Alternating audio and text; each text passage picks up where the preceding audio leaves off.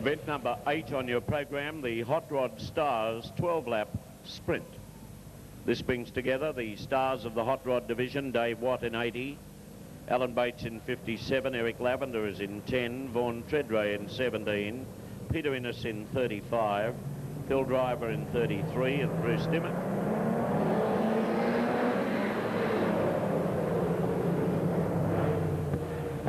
We have a start on our hands, and immediately it's Bates that goes to the front from Treadray, followed by Watt sitting there in third place at the moment. And there's a lot of action going on up front here, but Bates has kicked well away. Bates is away here now, leading from Treadray, followed then by Watt.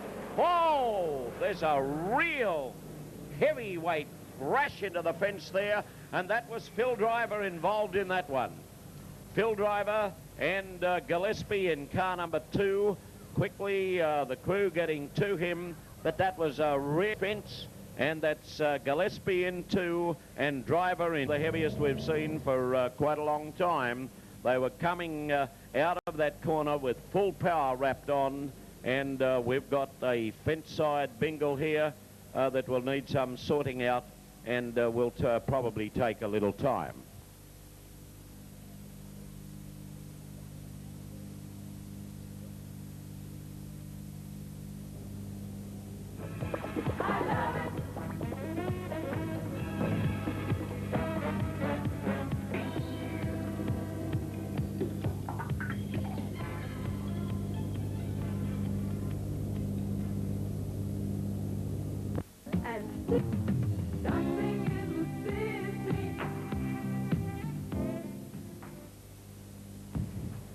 Well, we can get back to action now with the damage sorted out. More importantly, word is through that the drivers are all okay. A couple just a little shaken there and received some ambulance attention, but all is well.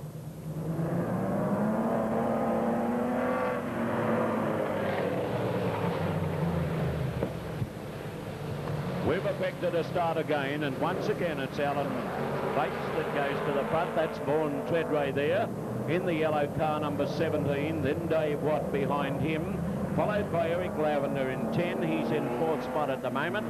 Then comes Bruce Dimmock from Cannon. There's that car number 11 driven by Ian Todd, and then 45 bringing up the rear. But the leader, Bates, has kicked right away here. Bates holding down the lead very, very comfortably in car 57. Followed then by Treadray in the yellow car 17, then Watt in 80, Lavender in 10. Oh, Dimmock and Cannon collided there. Then Todd, followed by the driver in 45. 28 is Larry Preslin. But Bates having no bother. We've got trouble on the far side of the track. The red light is on, and Paul Cannon is the driver once again involved, and there's a wheel off the inside rear or near side rear of Vaughan Treadray's car, going into the southern corner, and tow trucks immediately on the way to Treadray, and of course poor old Paul Cannon in no end of problem there, trying to avoid a car that slowed down very, very quickly. But it's Treadray that's lost that near side rear wheel, and he will be forced out of the action, and Paul Cannon not having the best of nights at all in trying to avoid all the problems. That's Tobin in 45 up to the line again now. It's the driver in 40. Well, I'd say that would be Bamback in this Stars division in 40. The colour of the car has changed, but that would be Bamback driving car number 40. Lining up again under the yellow light situation, looking for a stop.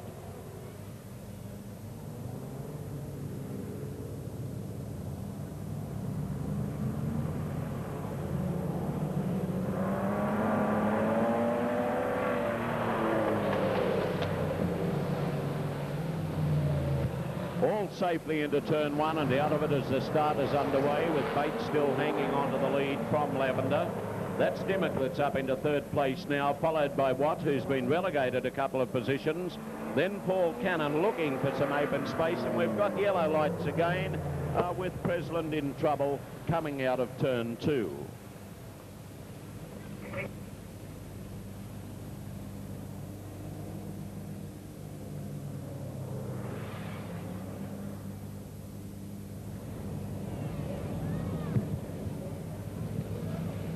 It's Winky Norton who is driving car 40.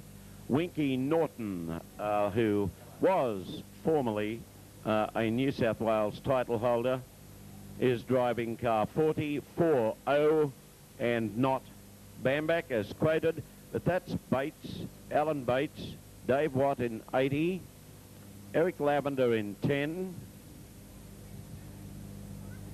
9, Bruce Dimmock, 1 is Cannon, Paul Cannon, 11 is the stock.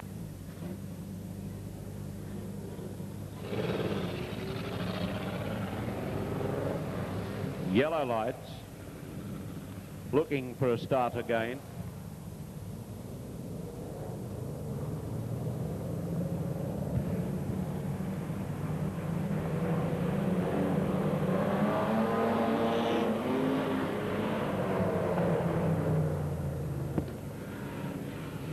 No start affected as they went into the corner. Now the Chief Steward has obviously issued an instruction concerning a black flag, and this means exclusion for a driver. It does not mean disqualification. There is a very definite difference. It means an exclusion from this race, and we'll have a look at who is looking for.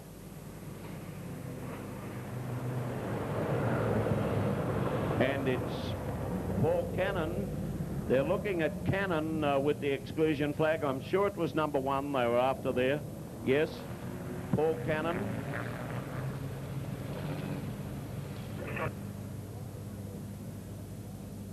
The stewards have noticed a broken steering arm, what appears to be a broken steering arm on Cannon's car, and they are letting them go.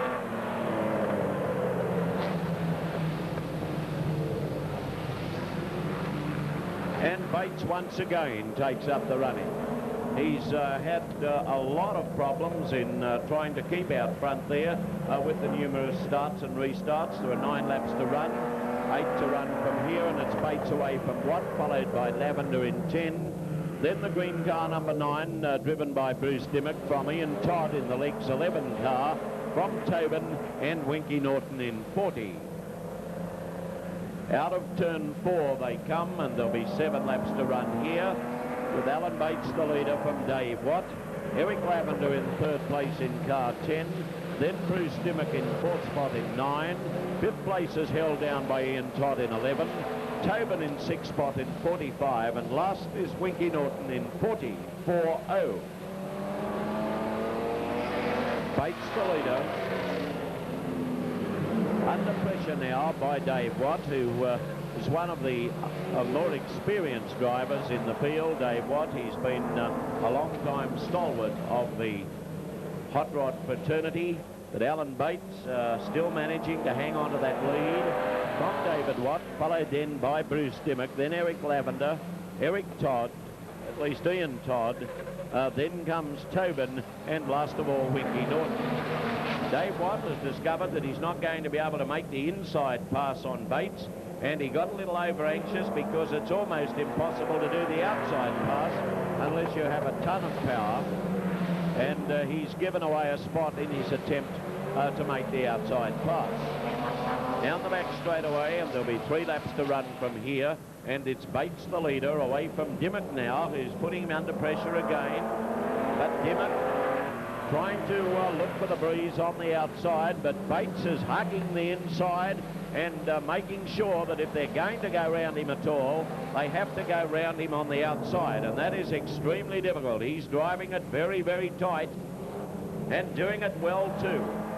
2 laps to go from here, and it's Bates away from Dimmock, followed by Watt, and the race has developed into a 3-car event up front here, with a couple of laps to run, or 1.5 to run now. It's still Bates, Dimmock and Watt having that tussle up front, but there's Bates. He backs off a little to enable him to pull it in tight and close, and the other drivers looking for him now, but Dimmock has got his hands full now and trying to keep Dave Watt out of 2nd place. And Bates has driven a very, very heady race here. He probably hasn't got the power, but he knows that he can win if he stays in tight. That's Bates. Alan Bates from Bruce Dimmock in 9, then Dave Watt in 80, followed by Eric Lavender in 10, Ian Todd in 11, then Tobin in 45, and the last car to finish will be Winky Norton in 40.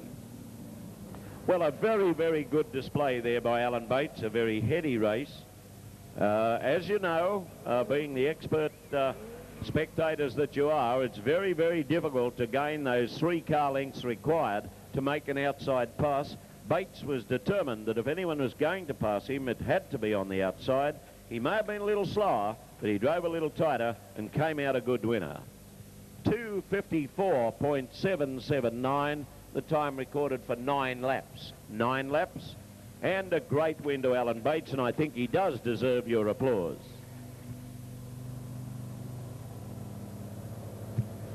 Thank you, Rod. 57, Alan Bates in the John Smith Smash Repairs car was first.